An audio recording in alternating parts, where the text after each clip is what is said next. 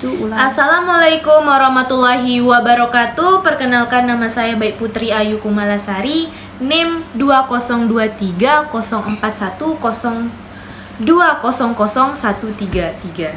kelas 1B. Hari ini saya akan mempresentasikan materi saya yang berjudul metode pemisahan campuran. Di sini kita akan memasuki metode campuran. Apakah kalian tahu apa itu campuran? Campuran adalah suatu zat yang terdiri dari dua zat atau lebih berbeda tanpa adanya reaksi kimia. Selain itu, dalam campuran tidak ada perubahan kimia seperti titik lelehnya. Sedangkan proses pemisahan campuran adalah suatu proses pemisahan zat pelarut dan terlarut. Tujuan dari proses ini yaitu untuk memurnikan zat sehingga dapat dimanfaatkan sesuai dengan kebutuhan. Selanjutnya, secara umum terdapat dua jenis campuran, yaitu campuran heterogen dan homogen. Campuran homogen yaitu campuran yang pelarut dan zat larutnya tidak dapat dibedakan lagi. Contohnya air teh. Sedangkan campuran heterogen yaitu campuran yang zat pelarut dan zat terlarut masih dapat dibedakan. Contohnya campuran air dan pasir. Dalam kimia terdapat proses pemisahan campuran, yaitu proses pemisahan zat pelarut dan terlarut. Tujuan dari proses ini yaitu untuk memurnikan zat sehingga dapat dimanfaatkan sesuai dengan kebutuhan. Selanjutnya, jenis pemisahan campuran. Yang pertama, sublimasi. Sublimasi merupakan peristiwa pemisahan campuran antara zat padat dengan zat padat lainnya yang mempunyai sifat mudah menyublim, berubah wujud dari padat ke gas. Kerja sublimasi yaitu dengan mengubah zat padat menjadi gas dengan cara dipanaskan lalu didinginkan kembali sehingga membentuk kristal padat kembali. Contohnya apa? Contohnya dari peristiwa sublimasi adalah pemisahan kapur barus yang tercampur dengan pasir. Kapur barus bersifat mudah menyublim.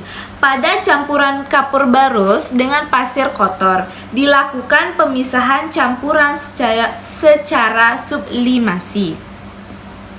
Selanjutnya yang kedua, evaporasi. Proses pemisahan campuran secara evaporasi merupakan proses penguapan campuran sehingga terpisah antara zat pelarut yang berupa air dan zat terlarutnya. Contoh dari proses evaporasi adalah pembentukan garam laut. Air laut mengandung kandungan NaCl yang mana bisa dimanfaatkan sebagai bumbu dapur. Dalam proses pembuatannya, pantai garam menampung air laut pada suatu lahan. Kemudian, manfaatkan adanya panas matahari untuk membantu penguapan air laut. Lalu, zat yang tertinggal yaitu NaCl akan membentuk kristal garam. Selanjutnya yang ketiga, filtrasi. Filtrasi merupakan proses pemisahan campuran dengan cara penyaringan. Melalui filtrasi, kotoran dalam suatu campuran dapat dipisahkan sehingga dapat diperoleh zat yang lebih diinginkan. Contohnya dari proses filtrasi ini adalah penyaringan air kotor dengan berbagai bahan penyaring untuk memperoleh air bersih layak konsumsi. Selanjutnya yang keempat, destilasi.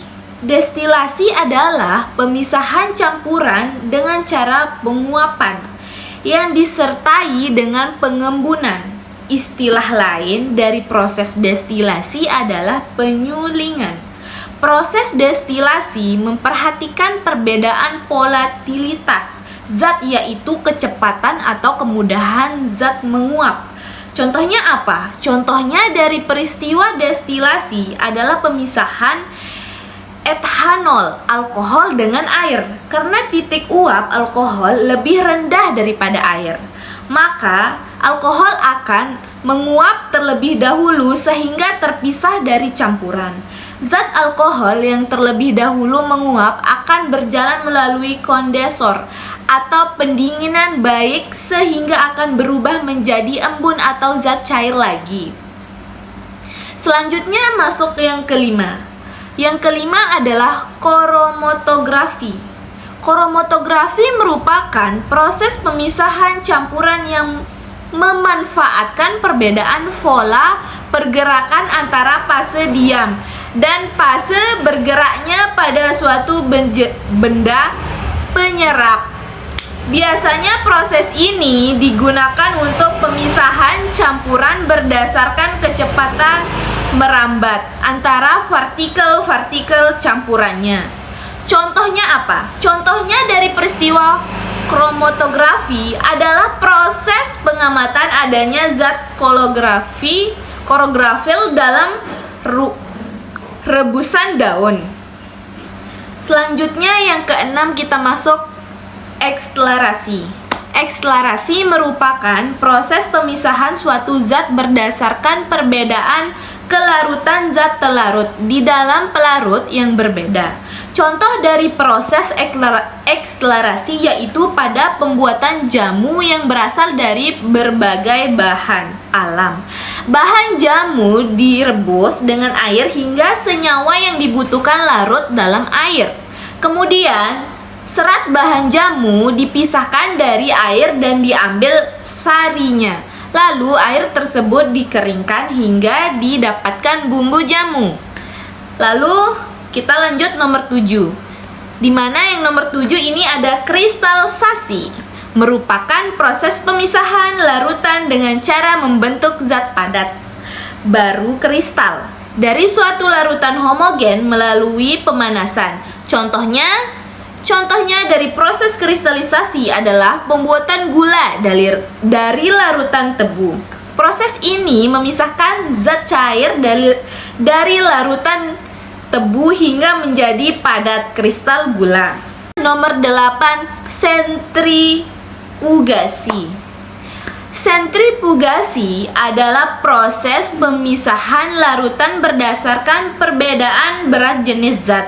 Proses ini dapat dilakukan dengan cara memutar campuran tersebut dalam suatu piringan. Contoh dari pemisihan sentrifugasi adalah pemisihan dari campuran plasma darah. Selanjutnya yang nomor 9, dekantasi. Dekantasi adalah proses pemisahan campuran zat padat yang berukuran besar dengan zat cair. Zat padat didapatkan hingga diperoleh lapisan air pada bagian atas dan endapan pada di bagian bawah. Kemudian zat cair dapat dipindahkan ke wadah lain sehingga terpisah bagian padatan dengan zat cairannya. Apa sih manfaat pemisahan campuran? Manfaat pemisahan campuran, manfaatnya adalah umum dari adanya pemisahan campuran yaitu untuk memperoleh zat lebih murni atau zat yang diinginkan dari suatu campuran. Misalnya air laut sangat berbahaya jika langsung dikonsumsi.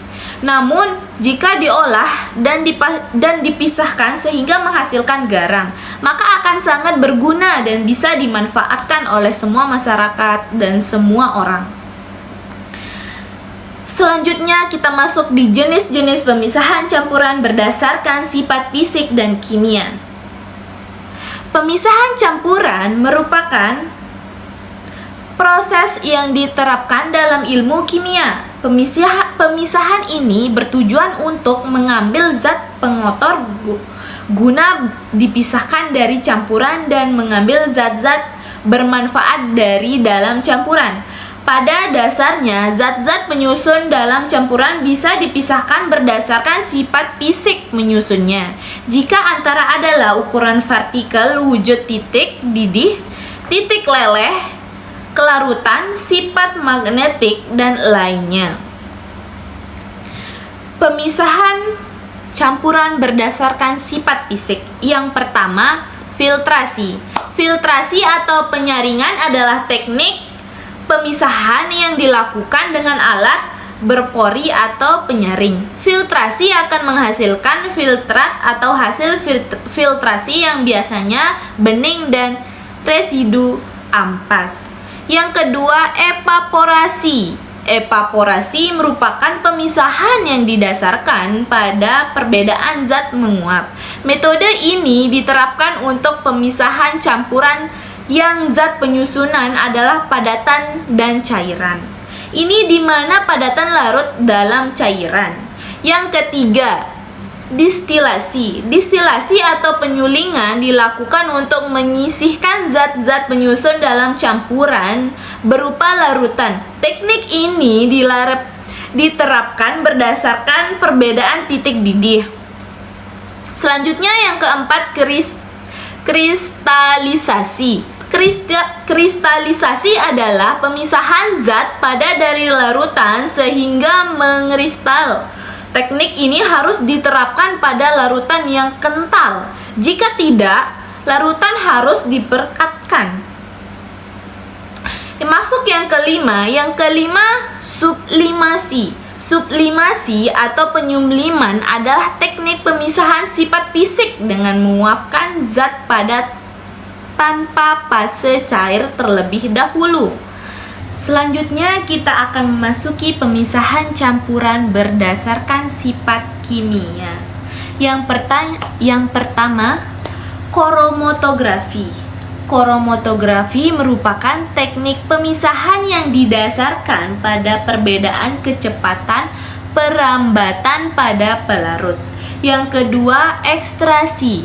Ekstraksi atau penyaringan adalah teknik pemisahan berdasarkan perbedaan kelarutan zat dalam pelarut. Sekian dari hasil materi saya. Assalamualaikum warahmatullahi wabarakatuh. Kalau ada kata-kata yang salah, mohon dimaafkan. See you guys.